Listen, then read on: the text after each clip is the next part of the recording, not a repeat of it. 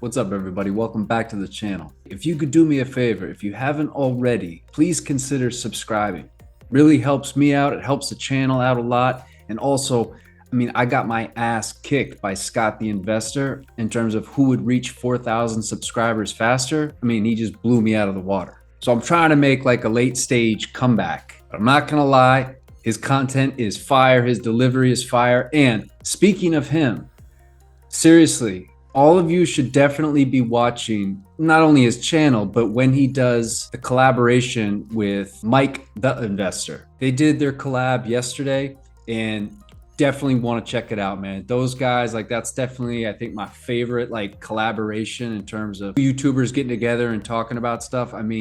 Just tons of knowledge is dropped on those videos. So make sure you go check it out. Scott the Investor and Mike the Investor bring in the funk on Drip, and some of their stuff like that gets me thinking, going back and forth with different people, whether it's in, Telegram or in the comments on my videos, and there's a couple that are just like, they're just like devastated with the amount of money that they put into the Drip ecosystem.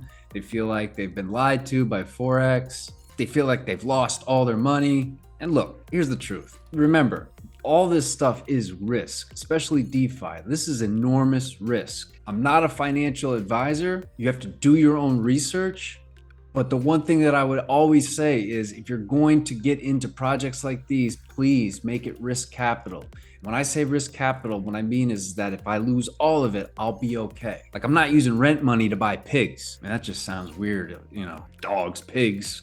Piggies. So if we just quickly talk about risk and risk capital, I don't really see any other way around. Like, if you're trying to significantly improve your financial situation, unless you really, want to go slow and make sure you're saving a certain amount every month and you're investing in really safe, long-term assets, the only way to really improve it in a relatively more timely manner, you're gonna need to take risks.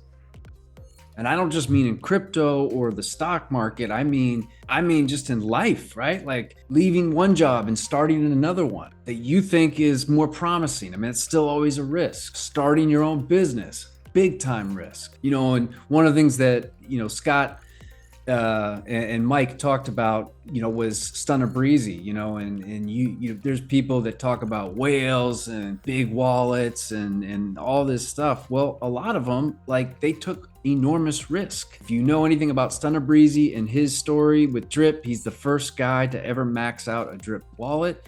And, he took an enormous risk. Drip had shot up big, right? He got in early, it came up big, and then it tanked like 80 something percent. And everyone thought the project was done. And at that time, he said, you know what? I'm just going to double down on this thing. He took an enormous risk. Don't think that some of these guys, just like the reason they're whales now and they have all this, they have these huge bags of Drip, is because they got in early. Like, no, Drip people thought it was dead, and then it came back, and then it dropped again. People thought it was dead, and then it came back. And now it's dropped again, and people think this might be the time to really double down. Speaking of risk, it's crazy too. Like, I was an employee for years, and sometimes, I think there were times where I felt like a little bit, like in comparison to, the owner of the businesses that I work for, I felt like, man, like the owner, he's driving around in a Tesla and, like there's a lot of us employees that are working our asses off, man. Like something about this seemed a little unfair. I didn't go on a whole tangent like that, but I had those thoughts. And I understand without the workers, the business wouldn't function. But you know what? It wasn't until I made the decision to start my own business. And it wasn't until I gambled, basically, took an enormous risk, because I was used to getting paid every 2 weeks, like clockwork. As an employee, I was paid every 2 weeks. And it didn't matter how good or bad the business was doing. If we had like a really bad quarter, maybe if my job performance wasn't up to par, I still got paid, guaranteed. So when I left that, the day that I left, I was like, I still got rent. I had just gotten a divorce. So I had like spousal support I had to pay. all these responsibilities, and I knew I had no money coming in. And it's not like I saved up a bunch. Probably could have done it better and smarter, but I just said, you know what? I can't continue to be working for this organization. I have to try. And I took that risk. And you know what? There's times where it's sleepless nights and you're just not sure if it's going to work out. But you know what? I hustled, I made it happen. And you know what? The people that work for me, and I use a lot of independent contractors, I do like paying people well. I even have a virtual assistant for my internet business. She's someone that lives in the Philippines. Her and I interact all the time. And I pay her, the hourly wage, but then I've also made her a partner. So she gets 10% profit share every month of how the business does. So I do believe in paying people really well. And I recognize that when you take those big risks, yeah, you're entitled to a big reward. I don't want to go too off on a whole tangent about that, but I guess the point that I'm trying to make is if you're going to be playing in crypto, all of it is a big risk, even Bitcoin and Ethereum and all that. I would say Bitcoin and Ethereum are probably your safest plays in terms of risk. I would say DeFi and the stuff that we're doing is the least safe, but it's also the potential for the most amount of reward. Yeah, I just realized you guys can actually now see the marina. Usually it's at certain times of the day, I can't, it doesn't show. I'm gonna start shooting videos at, what is it, 6:30 p.m.? I'm gonna start using this time. Anyway, I don't wanna keep going off on a whole thing. I do wanna take a look at some things real quick. Just something I wanted to, I think you should put it on your radar. People are sort of asking me, what are some other projects that are out there? So Furio is one that I've been in for a little over 2 months now. And I just wanted to show you, we talk about the power of compound interest. And this is pretty clear example. So depending on the ways in which you use Furio, you can get up to 2.5% per day, right? It's based on if you're claiming, how much you're claiming. The 2.5% is the highest, and that involves going 28 days straight with no claiming, okay? I've obviously, I haven't claimed once since I've been in this project because I really wanted to take advantage of the 2.5%. And again, 2 months roughly, I'll have to go back and check. I started this with about 90, maybe 90 FUR tokens. And I didn't really, I don't think I deposited any more after that. And just with in the beginning, you start off with 2%. And if you go 28 days without claiming, it will bump you up to 2.5%. So I've already I got a compound this here. You can see here, I'm going to hit 1,000 really soon here. And I started with less than 100.